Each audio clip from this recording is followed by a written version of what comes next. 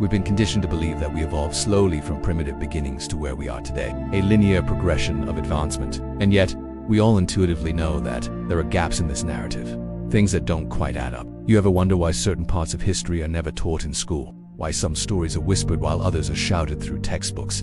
It's not just about what we learn, it's about what we're not allowed to know.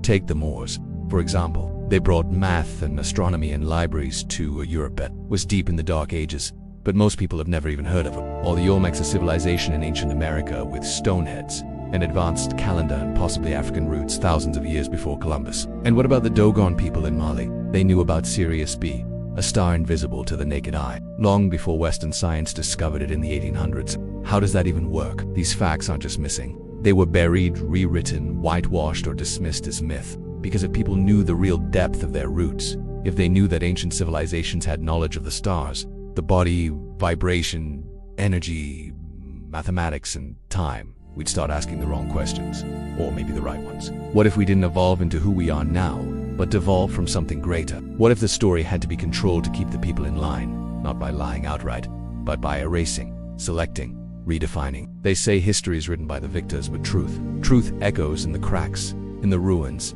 in the myths, in the things that don't make it to your school book. It's not a conspiracy, it's just a pattern of power. And it's time to remember what they wanted us to forget. Most major world religions have been hijacked and used as tools of oppression. The original teachings taken, twisted, weaponized, the founders imprisoned or murdered. Look at Christianity. Christ spoke about love, peace, unity. He was executed by the powers that be for preaching these ideas. Yet somehow over the last 2 millennia, Christianity became synonymous with judgment, hate, division, and the Crusades, the Spanish Inquisition, the Salem witch trials, the religion of peace bombing people for not believing in it, all done in the name of God. Then there's Buddhism, originally practiced under the Bodhi tree, a place of awakening. The teachings spread to become one of the world's largest religions with billions of followers. But somewhere along the way, they forgot about attachment, desire, and suffering. In fact, a recent survey found that Buddhists are actually more depressed than the average person. Or Islam originally preached in a cave called Hira, where Muhammad received revelations about the one true path to God.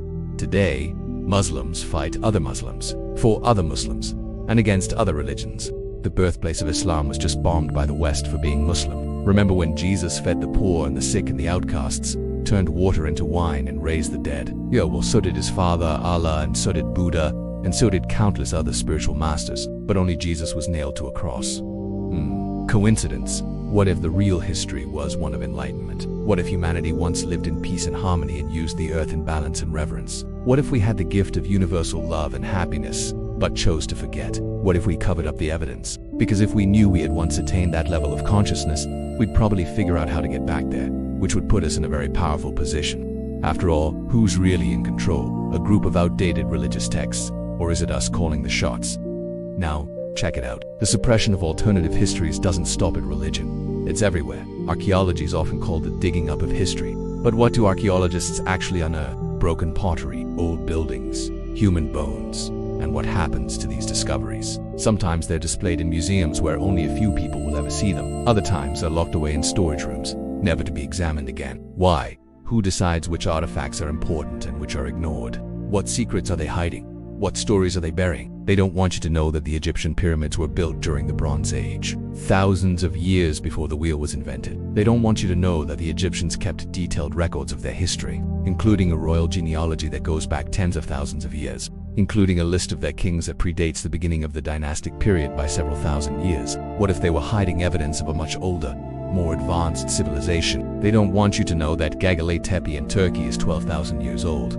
It predates the Egyptian pyramids by 10,000 years. What if this changes everything we think we know about human history? What if there was a time when humanity was much more advanced than we think, capable of building great monuments in cities and supporting large populations without the use of agriculture, domesticated animals, or metal tools? What if there was a time when humanity lived in harmony with nature, when we revered the earth and respected its rhythms, when we understood our connection to all living things and used our intelligence to live in balance with the natural world? What if this is the real legacy of the ancients, a legacy that has been deliberately erased from our collective memory? It's time to wake up and remember who we are. We are the descendants of a long line of thinkers, dreamers, and doers who have striven to understand the mysteries of the universe and our place within it. We are the heirs of a rich tapestry of cultures and traditions, each with their own unique wisdom and insights to offer.